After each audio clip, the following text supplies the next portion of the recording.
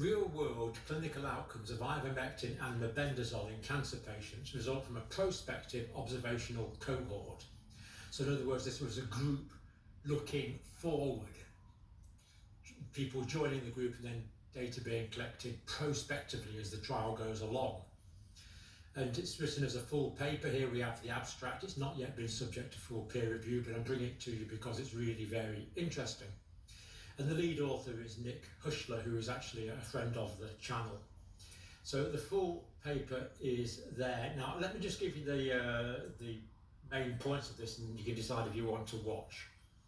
So that's the reference for the paper, the clinical benefit ratio. Now, the clinical benefit ratio is something used particularly in evaluating cancer treatments.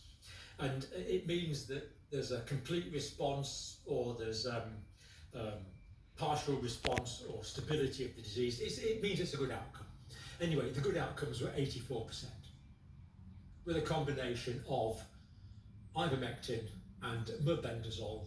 Mebendazole, of course, is a very similar drug to fenbendazole. It's the human form, really, mebendazole. Mebendazole and ivermectin together giving this good result of 84% in terms of clinical benefit ratio. So that's what this video is about.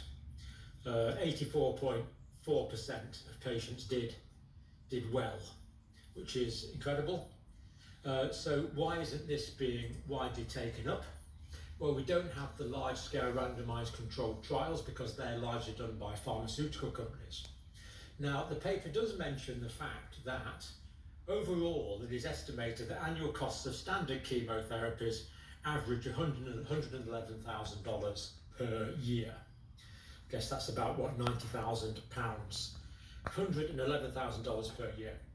Now, the fact that the pharmaceutical companies are making so much money out of this may have nothing to do with the fact that they don't conduct the clinical trials into ivermectin and mebendazole.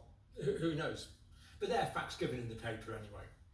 Now, let's look at some of the details now, because it really is quite an interesting study.